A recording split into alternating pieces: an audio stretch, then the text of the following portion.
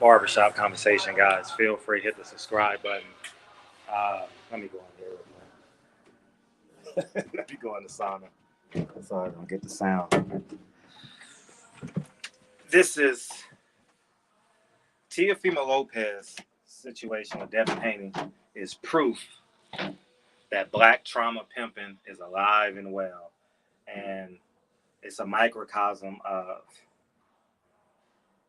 what's going on in the real world. For example, people are divided as to, is it disrespectful? Oh, he wasn't talking to him. It should be 100%. Oh, maybe I can put this in. It should be, I'm going to start coming in here all the time now. It should be 100%. By the way, 9 wives, you're right. What am I doing? Got to promote. You know what I mean? Check your last name. It's proof that we ain't ready for no revolution. We're not prepared. We're not mentally prepared. We're not spiritually prepared. Christians will say, forgive them, pray for them. Other people, money-hungry black people, going to say, get the bag. And then you have a select few like me and say, walk away. Make them beg. Make them take 30%. I'm cut from that cloth, you know, and I've exhibited that how many times in boxing, in my real life. You know, it's just incredibly important. We got to stop pimping ourselves. And I'm going to tell you proof why it's pimping. Because we're not going to, black media, next time they see Teofimo Lopez, is not going to address it. They're going to pretend it never happened or give him a pass.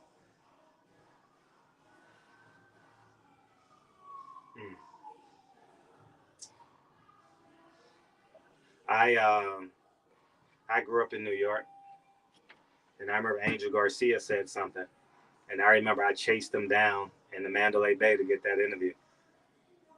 You know, I changed my energy so I can get a response from him. I wasn't as aggressive because I know he has that aggressive torch to him, and if you come aggressive, he gonna double you with aggression. So I kind of dumbed myself down and let him understand that, you know, sometimes you can't take the streets. Sometimes you can't take Main Street to Broadway, if you get what I'm saying. You know, I mean, some things are better left said at your front door. And if you guys remember that interview, black trauma pimping is real. And it's going to come up in the midterm elections. Oh, we can't vote for a Republican because they're going to turn back the clock. The most impacted cities with mandates are New York and Los Angeles. I mean, the state of California and the state of New York, which are historically Democratic states. So I ask you guys, are you standing for the truth or not? And it's not hard when you practice it. It's hard in the beginning, and then you don't get attacked with it. When the world knows what your moral compass is, they won't attack it. You know, they may pick and chew, and then you physically move in a different way, so you're not in that energy of having to put your moral compass on the line. And if you value fatherhood over being a socialite, if you value fatherhood over being a materialist, if you value fatherhood over getting to the bag, and I'm talking to my fathers, if you value fatherhood over getting to the girl, everything else becomes secondary. You know, by no means am I saying that I always got to use this like I'm the epitome of moral compass and masculinity. I'm definitely a work in progress, but I do know the decisions I make on a daily basis, and they're getting better and better and better. You know, I live in a big city and I got a big bank account, and I can choose to do basically whatever I want. I can live the good life great. I can't live the great life great, you know, in terms of that money, but I got a few extra dollars a month that I can spend, but I choose not to fall into, hey, I got to take a picture with this celebrity. Hey, I got to go to this celebrity party. Hey, this man called me a nigga, but I know he didn't mean it. I'm a Christian. I'm going to forgive him. You know, and then we pay the pastor. Man, we're so entrenched with black trauma pimping. We don't even know we being pimped. Just think how I was pimped with these labels and shit. Gucci and Louis, Tom Ford. I have it. I'm not throwing it away. I'll wear it upon when I need it. But I remember me wanting all the latest shit, going down to Rodale Drive, having lunch, you know, and just learn from me, man. I went through that, so you don't have to go through this, you know. And I've been there, man. I've been there, and now I'm climbing a new mountain now, and I've never compared my success to other people's success. I don't know how and when I found out that life was a one-on-one experience, but I've never. You guys can probably tell in how I conduct my YouTube channel. You know, I want people to make disrespectful videos about me. You know, it only makes my voice bigger at the end of the day. Uh, you know, the only perspective I can come from is a black man that's gone through many socioeconomic living experiences, financial experiences, spiritual experiences. You know, and I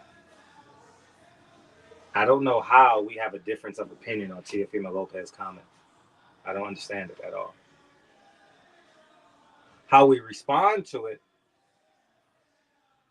is on an individual basis, but to say it in that setting, knowing the history that he has with Devin Haney, big lips, big nose, and we're still inviting him to the cookout.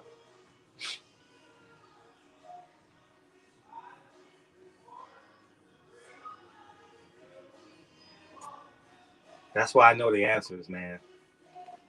I know the answers. My answer is protect my house. That's my answer. That's the answer. Protect Dre, protect Lincoln, protect Kennedy. That's my answer. You know, love is not a color. And I had to grow out of this as well. Maybe I should do another video on this. Uh, there are many non-black people that's going to be an asset to your life. There are going to be non-black people like me you fall in love with. They're going to be non-black people you may have kids with. They're going to be non-black people you're going to do business with. They be non-black people you're going to worship God with.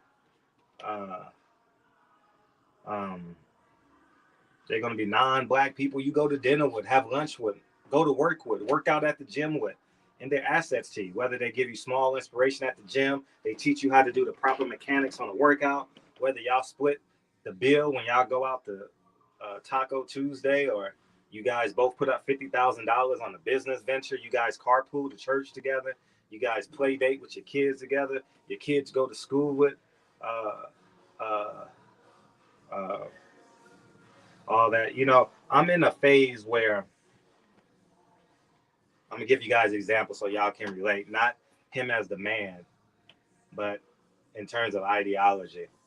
When Malcolm X came back from Mecca, you know what I mean? Not every white person is a devil, man. Because I look at my community, and there's probably a 10-to-1 ratio that a black man will break into my house more so than a white man. That's called proximity. You know, it's just the proximity in which you live in. I don't live in a all white neighborhood. You know what I mean? When I go 3 blocks in in 2 directions, you know, I'm in the hood. You know what I mean? And I know that. And I want to be an asset and or a beacon to my community. And I think we've exaggerated the point of pro blackness. We got gangbangers talking about being pro-black, drug dealers talking about being pro-black, rappers named after drug dealers talking about being pro-black. You know, it's whatever your perspective, you know. You got men like me, you know what I mean, who dates outside their race, you know. So it can go in so many different directions, you know. Excuse me, married outside the race, you know what I mean. Let's put that in proper context. Uh, you know, it's just important that we see the big picture, man. Protect your family, dog. Whatever you won't allow in your house is definitely not culture. Whatever you don't want your 4-year-old child to listen to is not culture. So we got to stop echoing those sentiments. Ha ha ha ha ha. That's black trauma pimping, man. That's black trauma pimping. We pimping ourselves, man. Church tell you you got to pay 10%. So you take food off your child's plate to pay your tithes and think you're going to get a blessing. No, your blessing is your child. Your blessing is being fruitful to your seeds. The blessing is watering your seeds. I think that's the bigger picture, man. And once we figure that out, we gonna win. Protect your family. If you have a great foundation, procreate, procreate, procreate, procreate. You know, one of the things I think about is maybe I should have had more kids. You know,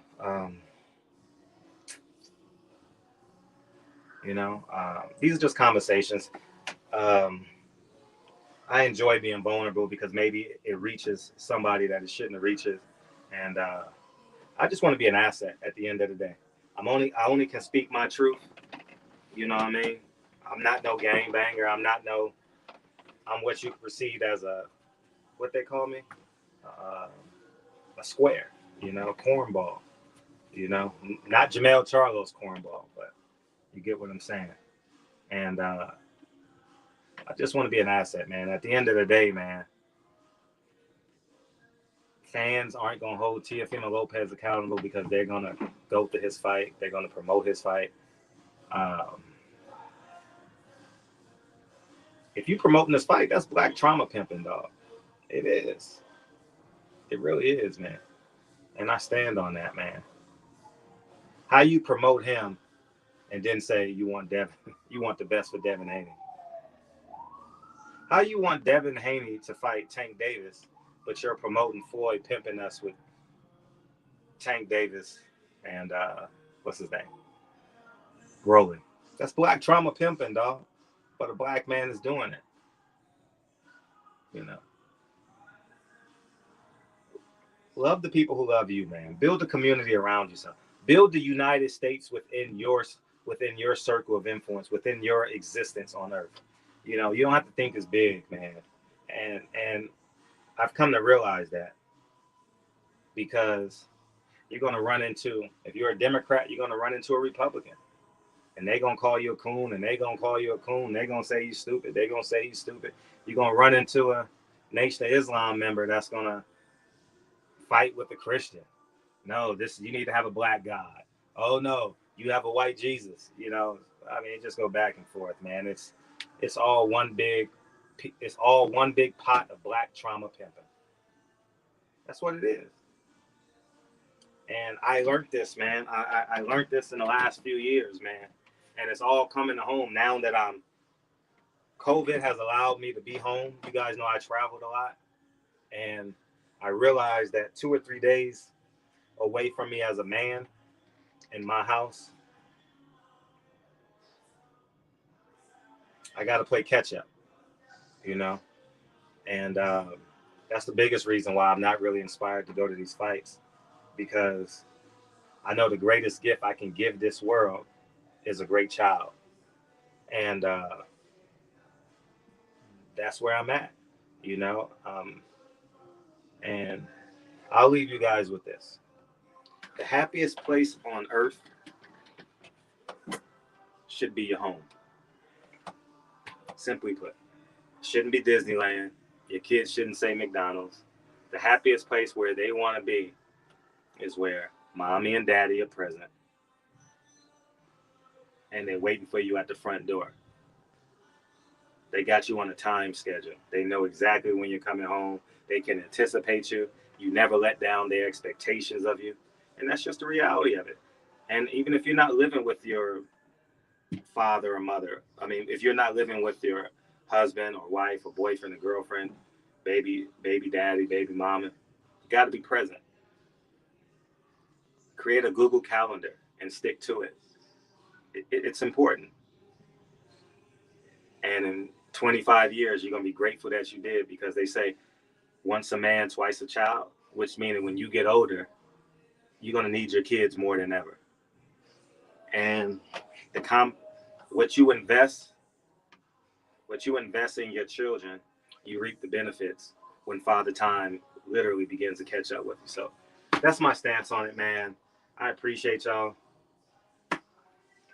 It is what it is, man. I haven't had a vulnerable video in such a long time. So hopefully this was an asset to some of you. Some of you may say you're crazy, but it's cool. You know, we even pimping ourselves with the term pro-black. We ostracize other black people because they're not Democrats. We ostracize black people because, so many different reasons, man. Whew. Barbershop conversation. Feel free, hit the subscribe button, and I'll talk to you guys soon. Peace.